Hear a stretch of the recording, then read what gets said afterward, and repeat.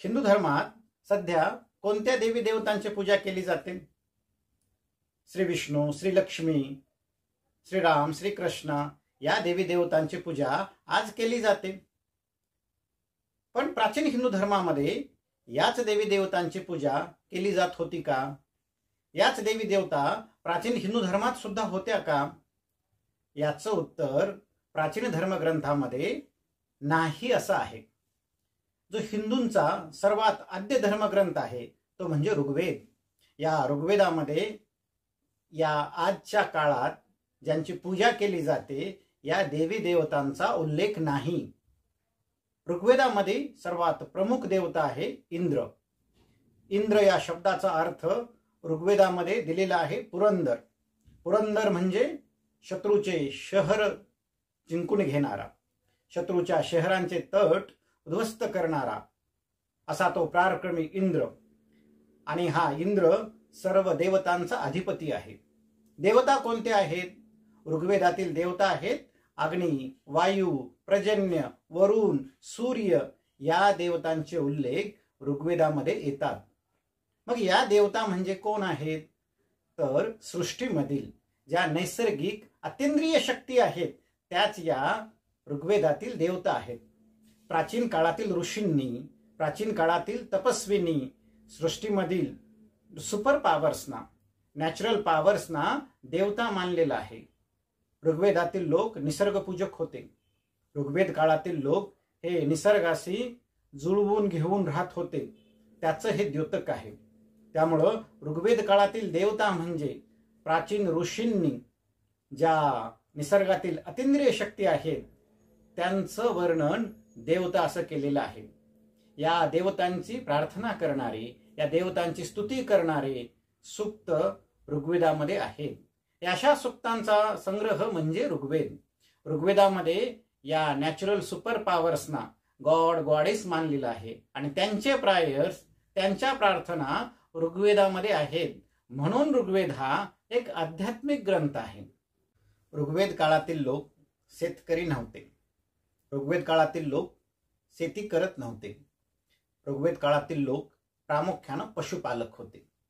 हे आपल्या पशूंसाठी त्यांना सतत गवताळ प्रदेशाचा, गवताच्या कुरणाचा शोध घ्यावा लागेल.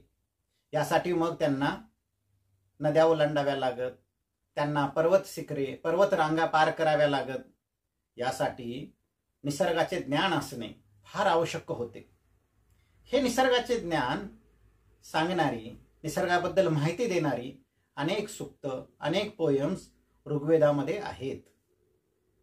निसर्गाची पूजा करायची असते, निसर्गाशी जुळवून घ्यायचं असतं हे सांगणारी अनेक सूक्त या ऋग्वेदाचा एक भाग आहेत. ऋग्वेदामध्ये एक नदी आणि एक आर्य समूहाचा प्रमुख यांच्यामधील एक काल्पनिक संवाद आलेला आहे. हा संवाद फार प्रसिद्ध आहे. या संवादामध्ये हा आर्य समूहाचा प्रमुख त्या नदीला विचारतो.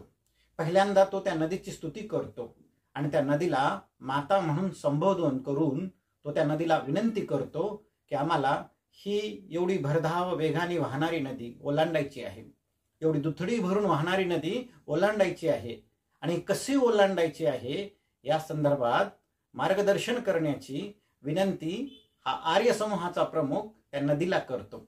आणि मग नदी उत्तर देते की कुठलाही स्पर्श न होता, पायाचा, हाताचा असा कुठलाही स्पर्श न होता नदी ओलांडायची आहे. म्हणजे तराफा बांधून किंवा नदीवर पूल बांधून त्याच्या साहाय्यानं ही नदी ओलांडायची आहे असं निसर्गाची माहिती देणारी, निसर्गाला कसं आत्मसात करायचं आहे हे सांगणारी ही सूक्ते या ऋग्वेदामध्ये आलेली आहेत. म्हणजे हे व्यावहारिक ज्ञान आहे. त्यामुळे ऋग्वेद जसा आध्यात्मिक ग्रंथ आहे तसा ऋग्वेद हा एक व्यावहारिक ग्रंथ सुद्धा आहे.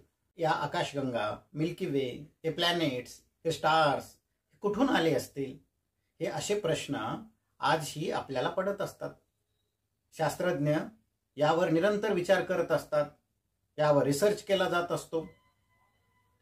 अशाच प्रश्नांचं उत्तर ऋग्वेदामध्ये सुद्धा शोधण्यात आलेलं आहे.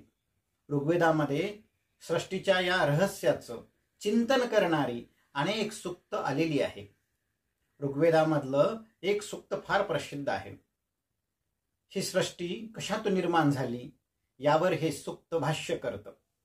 जेव्हा आकाश नव्हता, जेव्हा पृथ्वी नव्हती, जेव्हा अंधार नव्हता, प्रकाश नव्हता, जेव्हा काहीच नव्हतं, तेव्हा मग काय होतं आणि ह्या काहीच नसण्यामधून हे विश्व निर्माण झालं, असं एक सूक्त ऋग्वेदामध्ये येतं. आधुनिक बिग बँग थेअरी, आधुनिक शास्त्रज्ञ सुद्धा हेच सांगत असतात की काहीच नसण्यामधून हे विश्व निर्माण झालेलं आहे. म्हणजे ऋग्वेदामध्ये हे अशा प्रकारचं मिस्टिरियस नॉलेज सुद्धा आहे.